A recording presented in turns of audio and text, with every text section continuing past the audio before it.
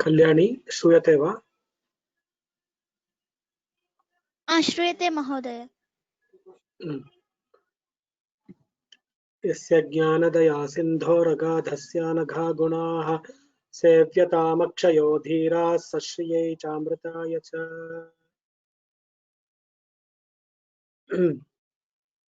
अद्यारभ्य किञ्चित् परिवर्तनमस्ति एतत् लेऔट् मध्ये। अहं दर्शयिष्यामि।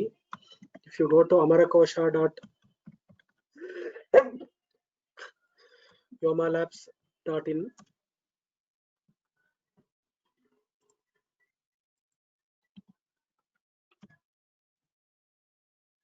अन्यासु लिपिषु पठन्तु प्रथम kanda. So you will get the kanda names like this. You can click on any kanda and read the same. इदानीम् अद्य आरभ्य mock test सर्वं भवति. So we are thinking of conducting the test. Important announcement is we will be conducting the test for Parayanam together. So it will not be Varga Parayanam.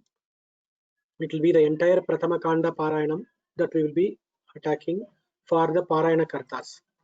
For the people who have memorized, whatever Vargas they have memorized, they can always tell in the memorization test.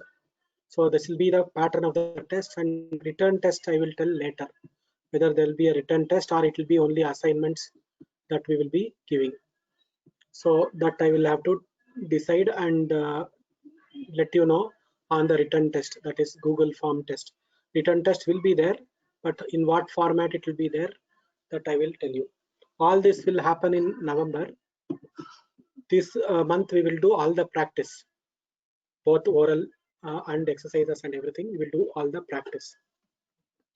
Now, people who want to use this chance, please use the chance and start practicing.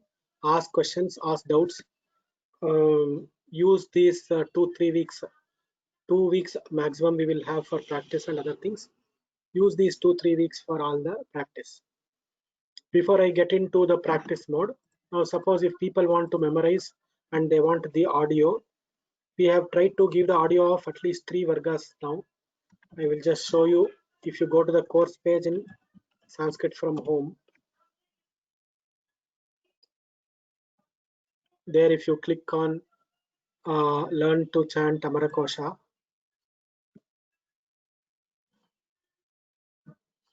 so people, students who want to memorize and who want to listen, see here Amarakosha audio Swargavarga, audio 2 Vyoma and Digvarga, audio 3 Kalavarga.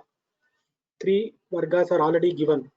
So I would request all the memorizers to start memorizing these using these audios. This audio is in correspondent to the text which is given in the website. So it will have the Adhika Pata, it will have everything there. So this, anybody has any questions? And if you find any mistake in the audio or some thing, please let me know through an email. We will correct it. For now, 3 vargas have been put. The audios of 3 vargas has been put here for practicing. So this is one of the important announcement that I wanted to tell everybody. Now with this, we will proceed for some chanting practice. Please, people who want to chant, please lift your hand, and please use this opportunity to chant and make mistake and correct yourself. Don't think that I have not learned properly, let me not chant. Even if you want to see and chant, please chant. Use this opportunity to chant, and others also can benefit from your chanting. By listening, they will also benefit. So those who have not at all raised their hands in the class, I would request everybody to raise your hand. So you have not at all chanted in the class. Please, now this is the time to just shed all your fear, raise the hand and chant and start reciting whatever you want to recite. In fact, you should all raise the hand in such a way that I will find it difficult to see whom to give chance, because I have only half an hour. So like that, you should raise the hand. Dhanyavadaha. So we will start with Daksha. She raised the hand first. So which varga you want to chant, Daksha Bhagini? Namaskar Mahodaya. I want to say Patala Bhogi Varga. Patala Bhogi varga. Start. Atha Patala Bhogi Vargaha Adho Bhuvana Patalam Malisadmara Satalam Nagalokotha Kuharam Sushiram Vivaram Bilam Chidram Nirvyathanam Rokam Randhram Shwabhram Vapasushi Gartavatau Bhuvishwabhre Sarandhre Sushiram Trishu अंधकारों स्त्रियान्ध्वान्तं तमिस्रं तिमिरन्तमः ध्वान्ते गाढेऽन्धतमसं क्षीणेव तमसन्तमः विश्वक्सन्नागाः काद्रवेयास्तदीर्घः शेषोऽनन्तो वासुकिस्तु सर्पराजोऽथ गोनसे तिलित्सस्यात् जगरे चतुर्वाहस इत्युभौ अलगर्तो जलव्यालः तमौ राजिरडुण्डुभौ मालुधानो मातुलाहिः निर्मुक्तो मुक्तकञ्चुकः सर्पः पृथाकुर्भुजगः भुजङ्गो हिर्भुजङ्गमः आशीविशो विषधरः चक्रीव्यालः सरीसृपः कुण्डलीगूढपाच्चक्षुः श्रवाः काकोदरः फणी. Daksha. Kundaligudapachakshushravaha. Chakshushravaha is one word. Chakshuhu, you can't break that. कुण्डलीगूढपाच्चक्षुश्रवाः काकोदरः फणी दर्वीकरो दीर्घपृष्ठः दन्दशूको बिलेशयः उरगः पन्नगो भोगी जिह्मकः पवनाशनः लेलिहानोद्विरसनः गोकर्णः कञ्चुकी तथा कुम्भीनसः फणधरः हरिर्भोगधरस्तथा अहेश्चरीरं भोगस्यात् आशीरप्यहि दंष्ट्रिका दृष्ट्वा हेयं विषास्थ्यादि स्फटायां तु फणाद्वयोः समौ कञ्चुकनिर्मोकौ क्ष्वेडस्तु गरलं विषम् पुंसि क्लीबे च काकोलकालकूटहलाहलाः सौराष्ट्रिकश्चौक्लिकेयः ब्रह्मपुत्रः प्रदीपनः दारदो वत्सनाभश्च विषभेदा अमीनवा वृषवैद्यो जाङ्गुलिकः व्यालग्राह्यहितुण्डिकः इति पातालभोगिवर्गः. उत्तमं, वेरी गुड. भरत राव. अहं नाट्यवर्गं करोमि. नाट्यवर्ग अस्तु. अथ नाट्यवर्गः निशादर्शभगान्धारषड्जमध्यमधैवताः पञ्चमश्चेत्यमी सप्ततन्त्रे कण्ठोत्थिताः स्वराः षड्जं मयूरो वदति गावस्तृषभभाषिणः अजाविकन्तु गान्धारं क्रौञ्चः क्वणति मध्यमं पुष्पसाधारणे काले पिकः कूजति पञ्चमं धैवतं हेषते वाजी निषादं बृंहते गजः मयूरादय एते हि मत्ता गायन्ति पञ्चमं काकली तु कले सूक्ष्मे ध्वनौ तु मधुरा स्फुटे कलो मन्द्रस्तु गम्भीरे तारोत्युच्चैस्त्रयस्त्रिषु नृणामुरसि मध्यस्थो द्वाविंशतिविधो ध्वनिः समन्द्रः कण्ठमध्यस्थस्तारः शिरसि गीयते समन्वितलयस्त्वेकतालो वीणा तु वल्लकी विपञ्ची सा तु तन्त्रीभिः सप्तभिः परिवादिनी ततौ वीणादिकं वाद्यमानद्धं मुरजादिकं वंशादिकं तु सुशिरं कांस्यतालादिकं घनं चतुर्विधमिदं वाद्यवादित्रात्योद्यनामकं मृदङ्गा चतुर्विधमिदं वाद्यं वादित्रातोद्यनामकं मृदङ्गामुरजा भेदास्त्वङ्क्या लिङ्गोर्ध्वकास्त्रयः स्याद्यशः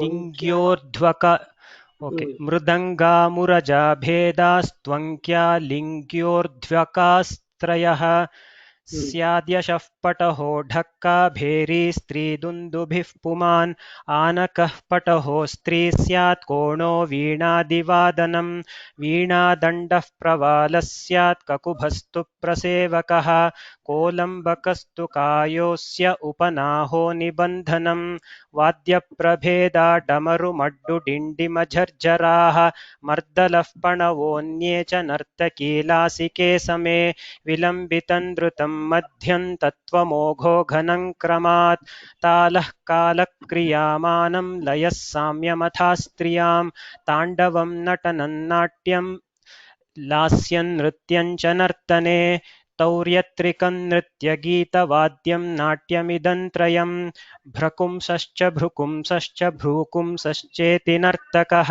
स्त्रीवेषधारी पुरुषो नाट्योक्तौ गणिकाज्जुका भगिनीपतिरावुत्तो भावो विद्वानथावुकः जनको युवराजस्तु कुमारो भर्तृदारकः राजा भट्टारको देवस्तत्सुता भर्तृदारिका देवी कृताभिषेकायामितरासु तु भट्टिनी अभ्रमण्यमवध्योक्तौ राजश्यालस्तु राष्ट्रियः अम्बा माताथ बाला स्याद्वसूरार्यस्तु मारिषः अत्तिका भगिनी अम्बा माताथ बाला स्यात् वासूरार्यस्तु मारिषः अत्तिका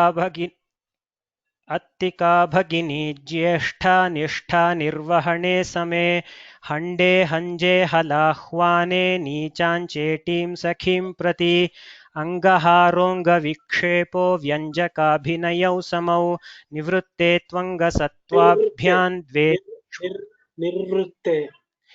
निर्वृत्ते त्वङ्गसत्त्वाभ्यां द्वे त्रिष्वाङ्गिकसात्विके शृङ्गारवीरकरुणाद्भुतहास्यभयानकाः बीभत्सरौद्रौ चरसाः शृङ्गारशुचिरुज्ज्वलः उत्साहवर्धनो वीरः कारुण्यं करुणाघृणा कृपादयानुकम्पा स्यादनुक्रोशोऽप्यथो हसः हासो हास्यं च बीभत्सं विकृतं त्रिष्विदं द्वयं विस्मयोद्भुतमाश्चर्यं चित्रमप्यथ भैरवं दारुणं भीषणं भीष्मं घोरं भीमं भयानकं भयङ्करं प्रतिभयं रौद्रं तूग्रममीत्रिषु चतुर्दशदरत्रासो भीतिर्भिः साध्वसं भयं विकारो मानसो भावोऽनुभावो भावबोधकः गर्वोऽभिमानोऽहङ्कारो मानश्चित्तसमुन्नतिः दर्पोवलेपोवष्टम्बश्चित्तोद्रेकस्य मदः स्मयो मदः दर्पोवलेपोवष्टम्बश्चित्तोद्रेकस्मयो मदः अनादरः परिभवः परिभावस्तिरस्क्रिया परिभावस्तिरस्क्रिया रीढावमान First one is paribhava, second one is paribhava. अनादरः परिभवः परिभावस्तिरस्क्रिया रीढावमाननावज्ञावहेलनमसूर्क्षणं मन्दाक्षं ह्रीस्त्रपाव्रीडा लज्जा सापत्रपान्यतः क्षान्तिस्तितिक्षाभिद्यातु परस्य विषये स्पृहा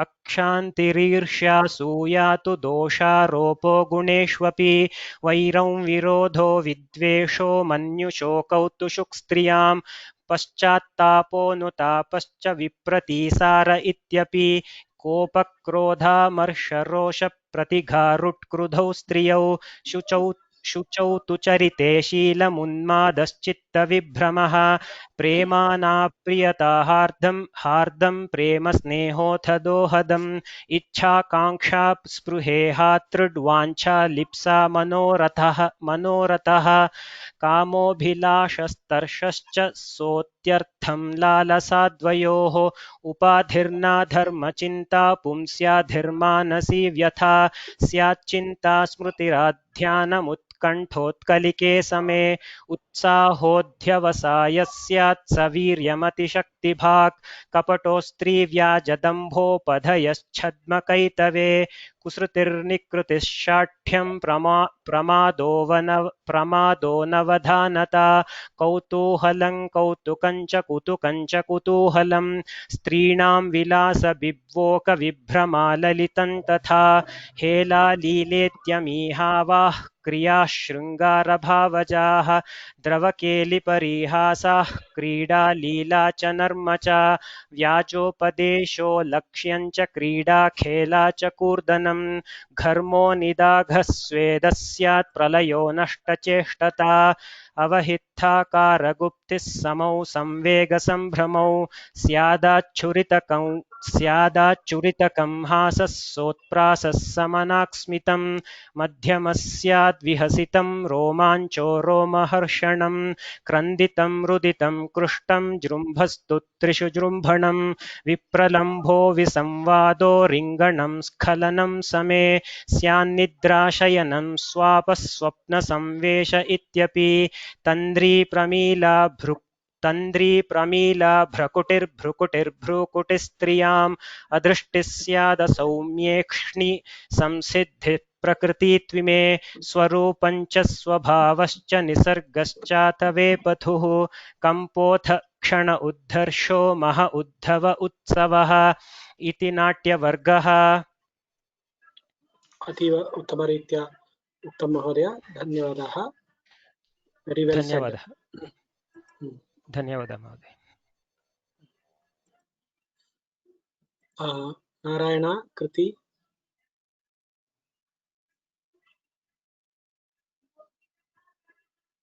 नारायण। नमस्कारः महोदय, भवान् कथमस्ति? कः वर्गः वदति? दिग्वर्गः महोदय। दिग्वर्ग, अस्तु। दिशस्तु ककुभः काष्ठा आराश्च हरितश्च ताः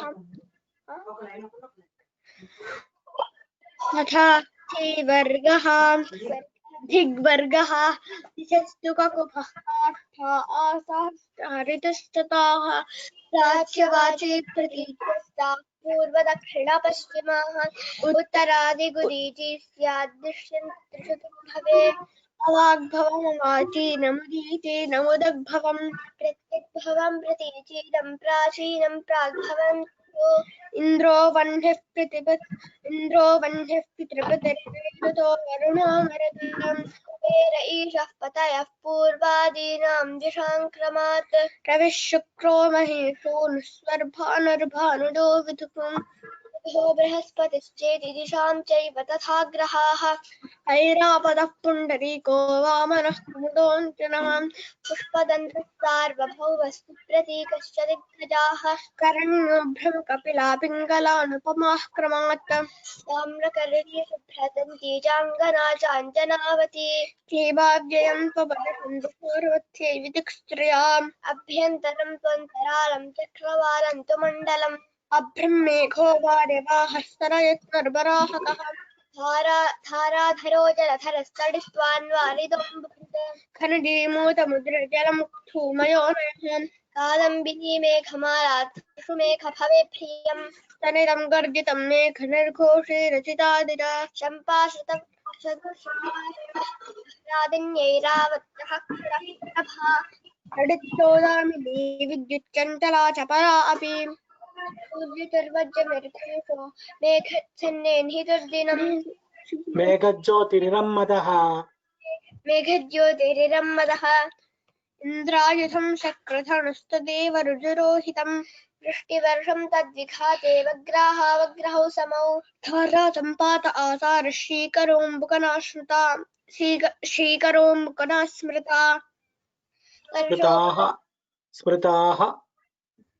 स्मृताः वर्षोपलस्तु करका मेघच्छन्नेन्हितुर्दिनम् अन्तर्धाव्यवधा पुंसि त्वन्तर्थिरपवारणम् अपिधानतिरोधानपिधानाच्छादनानि च हिमांशुश्चन्द्रमाश्चन्द्र इन्दुः कुमुदबान्धवः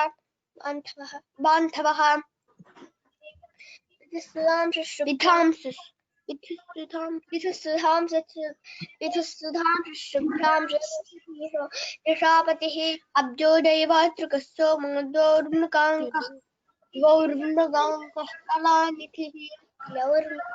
द्वौर्मृगाङ्कः कलानिधिः निजराजशशधरो नक्षत्रेशः क्षपाकरः कलात् षोडशो भागो बिम्बोऽस्त्रं शकलखण्डे वापुंस्यर्थोऽर्थं समें सखे चन्द्रकाकौमुदीज्योत्स्ना प्रसादस्तु प्रसन्नतां कलाङ्काङ्कौलाञ्छनं च चिह्नं लक्ष्म च लक्षणं सुषमा परमा शोभा शोभाकान्तिर्द्युतिस्ततिः अवश्यायस्तु हिमं प्रालेयं मिहिकाताथ हिमानी हिमसंहतिः शीतं गुणे तद्वदर्थाः सुषीमशिशिरोजडः तुषारः शीतले शीतो हिमस्तप्ताञ्जलिङ्गकाः स्रव औत्तारपादगस्त्यः कुम्भसम्भवः मैत्रा वरुणरस्यैव लोपामुद्रा च धर्मिणी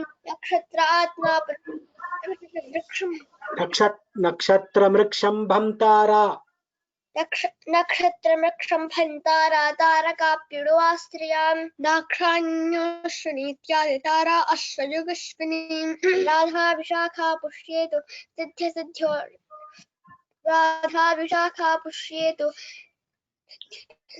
सिद्ध्यतिश्चौ स्वविष्ठया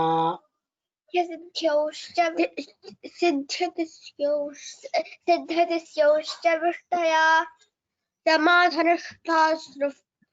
समाधनुष्ठास्युः प्रोष्ठपदा भाद्रपदास्तमाः पदास्त्रियः मृगशीर्षं मृगशिरस्तस्मिन्नेव भ्रातः किं पादमुक्तवान् कृपया एकवारं वदतु समाधनिष्ठास्युः प्रोष्ठपदा भाद्रपदा स्त्रियः समाधनुष्ठास्युः प्रोष्ठपदा भाद्रपदा स्त्रियः मृगशीर्षं मृगशिरस्तस्मिन्नेव अग्रहायणी इल्वलास्तच्छिरो देशे तारकाणि वसन्ति या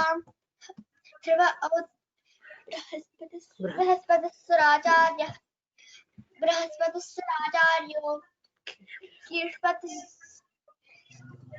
ज्येष्पतिर्दिशनो गुरुः बृहस्पतिस्सुराचार्यो गृहस्पतिर्धिजनो गुरुः देव आङ्गिरसो वाचस्पतिश्चित्रस्य खण्डितः शुक्रो दैत्यगुरुः काव्य उषणा भार्गवः कविः अङ्गारकः कुजो भौमो लोहिताङ्गो महीततः हिरण्यो बुधिश्चो निस्तमोऽसो दिशरेश्वरो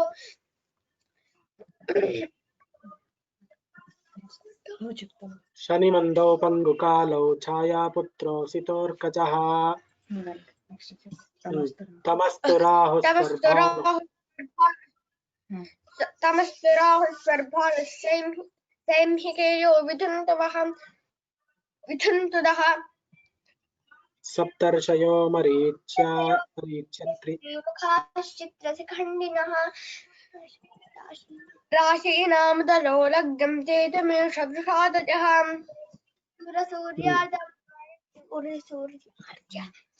सूर्यसूर्यार्यमादित्यद्वादशात्मदिवाकराः भास्करप्रभाकरविभाकराः भास्वद्विवस्वतसप्ताश्वहरितश्वोष्णरश्मयः विकर्तनार्कमार्ताण्डविहिरारणमोषणः जरणशरणनिर्मित्रश्चित्रभानुर्विरोचनः विभावतर्ग्रहपतिस्तुषां पतितः पतिः भानुर्हृदयसहस्रां तपनस्तवितारविः पद्माक्षस्तेजसां राशिः महोदय पद्माक्षस्तीरसां राशिष्ठायानाथस्तमिस्रः कर्णसाक्षी चक्षुर्लोकपन्थस्त्रये धनुः प्रद्योतनो तिनमणिः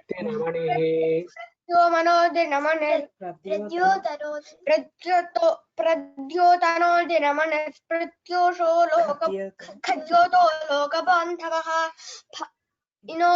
इनो भगोधामनथिस्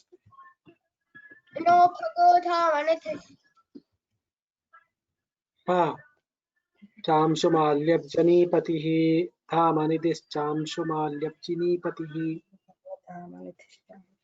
इनो भगोधामनथिश्चांशुमाल्याब्जनीपतिः पाठरः पिङ्गलो दण्डश्चण्डांशोः पादिपार्श्वकाः सूर्यसूर्यार्घ्यमादित्यद्वा सूरसूतो नूरुः काश्यपिर्गरुडाग्रजः सूरसूतो नूरः काश्यपिर्गरुडाग्रजः परिवेशस्तु परिधिरुपसूर्यकमण्डले किरणोत्सर्मयुगां सुरकपस्थिगर्भिरश्मयः भानुः करो मरीचस्त्रीपुंसयोर्धीदिश्रियां युप्रभारुग्रजस्पृड्भाभाश्च विद्युतिदीप्तयः रोधिश्चोदिप्रकाशोद्योपदापः आतपः कोष्ठं कवोष्ठं मन्दोष्ठं कदष्टं तुषतद्वति सिद्मं दीक्षं खरं तद्वद्मृगतृष्णामरीचिका इति दिग्वर्गः. Very good. So today we have revised Digvarga, we have revised Natya Varga, we have revised Patala Bhogi Varga. Uttamam. Similarly, we will do the revisions like this and master the Prathama Kanda. Dhanyavadaha. We'll end the class today. Mama dhvanihi samyak nasti tathapi aham kaksham prati agachami yavat shakti agachami vayam sarve punaravartanam kurmah militva. यदा मम कण्ठः